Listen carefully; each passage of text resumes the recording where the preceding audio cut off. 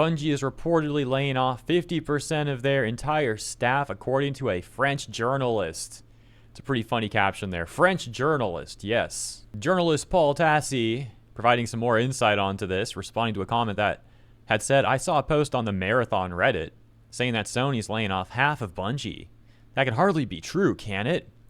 Paul Tassi writing, I don't want to commit to a percent, but it's going to be significant. They don't have a greenlit new project, and they can hardly throw 400 more devs on Marathon. You will see some leadership and OGs leave in, I believe, July, which is when Sony deal cash vests for many of them. Over on Blue Sky, they're really not taking this news so well, writing things like, I hate Bungie execs over and over and over and over again. I suppose it's only surprising that they didn't put caps lock on before they typed all that out. However, on the Marathon subreddit itself, they're actually a bit more critical of Bungie on this one.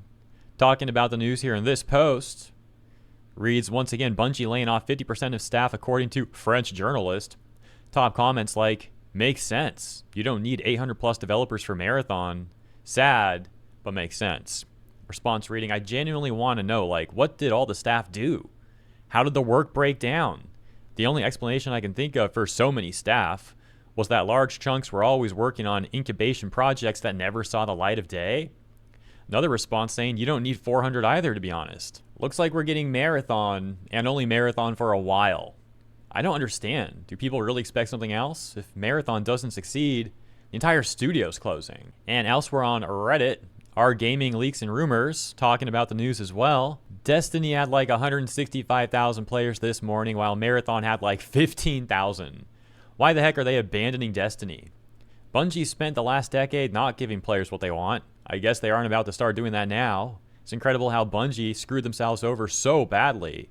They had a gold mine, and they squandered it. But hey, at least just a couple months ago, they talked about their African hair research for African hair texture in games, inspired by George Floyd, as they literally write right here, something I've talked about before. And some examples of that right here as well. So, you know, they might be laying off half their staff, but at least they got that. And how about women at Bungie? Such a tragedy. Hopefully none of these talented women are a part of the mass layoffs. Bungie is committed to uplifting the voices of its employees who identify as women to build an equitable work environment where women can thrive and to advocate for women in the broader game industry. To help achieve these aims, Bungie's recently launched a new inclusion club, Women at Bungie. Lastly, back on May 21st, Jason Schreier did talk about Bungie planning a significant layoff following the end of Destiny 2's development, and how Destiny 3 is not in active production. However, perhaps these layoffs are even worse than some people imagined. That's the latest. Thank you for tuning in, and I'll see you in the next one.